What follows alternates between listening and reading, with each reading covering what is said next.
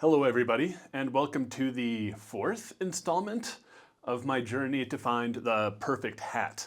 What I'm going to be doing today's video is going over all of the wool hats that I've made. So starting off with sheep wool, then the next episode after this, I'm going to be going into the more exotic fibers, like cashmere, yak wool, and baby camel wool.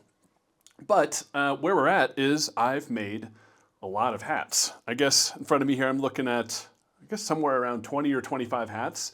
It was a little bit more difficult than I thought it would be. There were some things I guess I anticipated a lot of these problems, but some of them took a little bit more time to figure out. So I'm gonna get into them and some of the different iterations that I did, and then show the final ones that I ended up with, which I think we're gonna start going into production with pretty soon. So I guess the first design that I was really working on is, well, I guess this is the finished of the full needle rib. So it's like a very tight 1x1 rib in the sheep wool. Standard, good hat, comfortable, stretch, not too tight, not too loose, just feels great in my opinion. And it took a little bit to get the sizing right for my head. And to get the tension and everything correct. So there were a lot of different iterations. So just out of this hat, you could see, I think that was the 6th one that I made. I think there actually might have been the 7th that one of my friends tried on and absconded with. But I actually did a little bit of dyeing too, so got a little bit of a pink or a salmon color out of the one. Haven't been doing too much dyeing. But some of the different things that I went through and trying to get this to look as good as possible. This will be pretty common, I think, for all of the hats, but what took a lot is trying to find the right shaping on the top of these hats. I was trying to figure out how many rows to go at the top, because what I did is the full needle rib. Like I said, it's like a 1x1 ribbing, so more or less a standard ribbing, but it's very dense.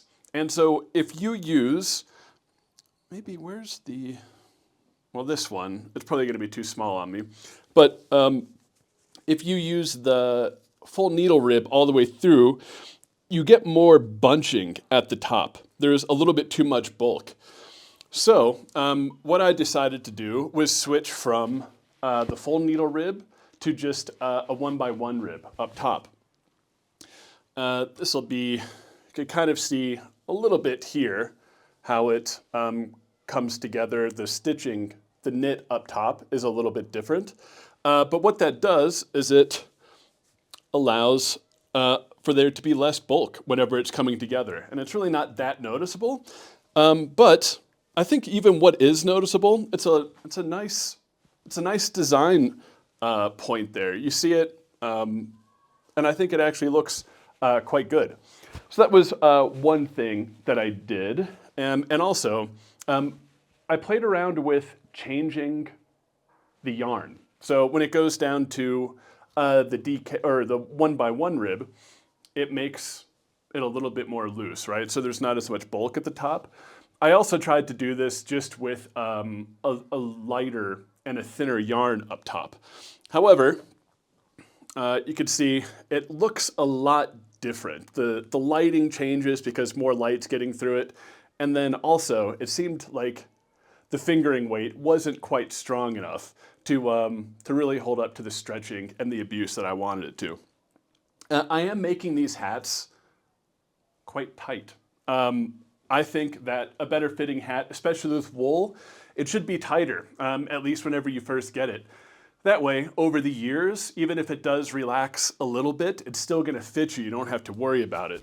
So for these, I mean, I'm even going through, especially with some of the thicker knits, going through and really opening these up a bit before I put them on.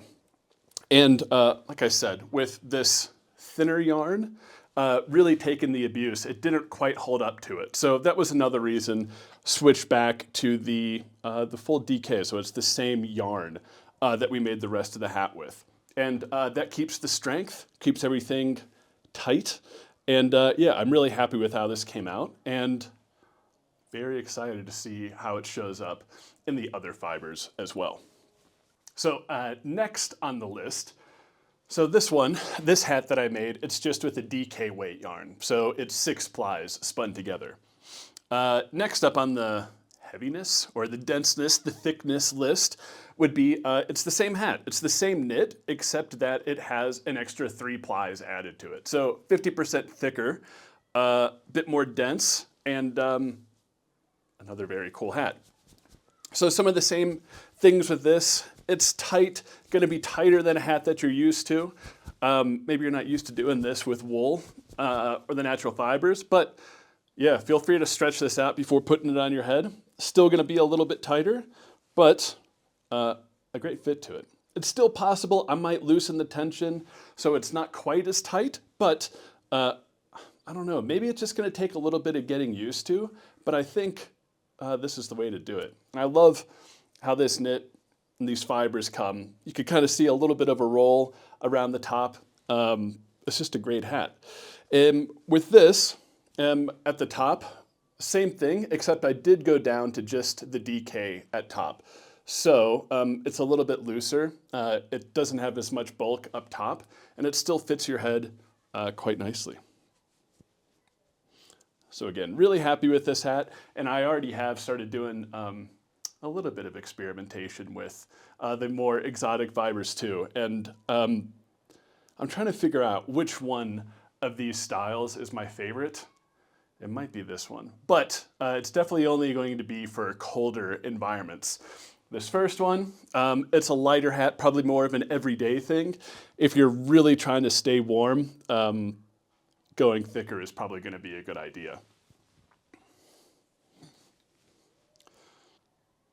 As far as some of the iterations, this is the third version I have. I think I've got 5 different versions of this hat that I made.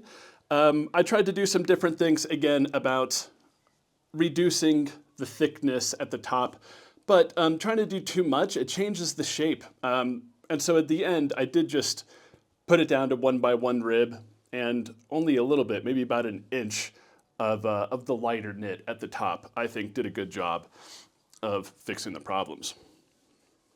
This one, a bit looser, a little bit more loose than I'd like. But yeah, just an example of the different things that we were going through here, trying to find the perfect hat. Another example is I looked as far as tying together the closure on the top or just cinching the stitches together. This one, I just cinched it together. But again, some of the experimenting I was doing, it didn't really keep the strength. And I also just don't like how it looks.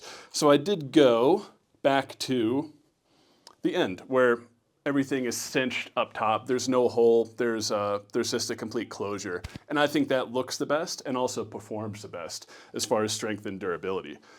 This one, feeling a bit, yeah, almost way too loose. And the seams are too big as well. But that was an earlier design. And also, this might have been the first, version 2. I tried to go to the fingering weight and also a much longer reduction in fabric density up top. And yeah, it did not turn out great. So this one, also tighter. So yeah, not the perfect design choices.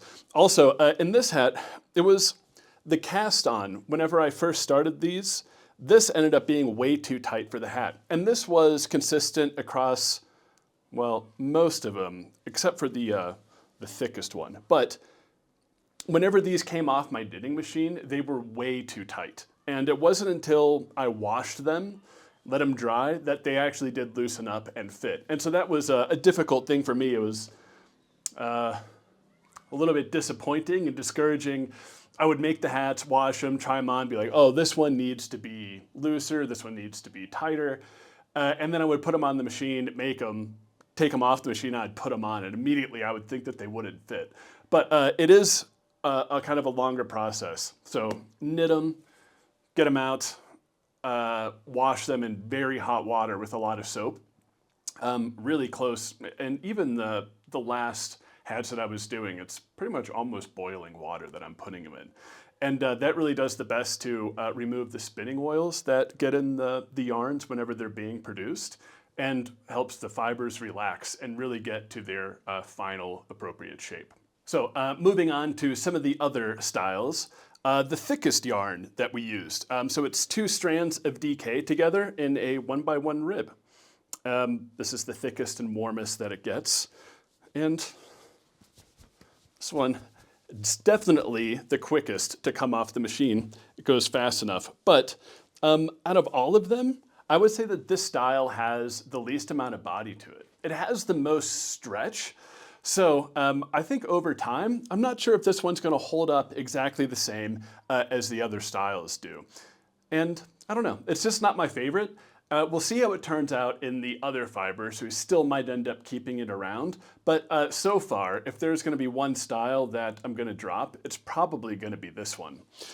Some of the other, I guess, design features of this is up top. Again, you can't really see it quite as much, but the body is 2 strands of the DK held together. And then the top, this part right here, it's just 1 strand of the DK, and only about 6 or 7 rows comes together to reduce the bulk on the top. This is the other styles I got here, maybe some different things that we went through, different iterations. This one, this is the 3rd version. Yeah, I tried, of course, like different tensions and different yarns too. So starting to reduce the bulk from about here. But in the end, I really just kept those couple rows of shaping. See what you think. Which ones do you guys like better? This one, I still think it's got a little bit too much up here. When it gets too light, when there's too much taken out, it doesn't hold to the top of the head. So what I found is just about an inch, 6 or 7 rows at the top of this one to make the perfect crown. Here we got, version 1. So this was the first one that we made, and the shaping was a bit longer.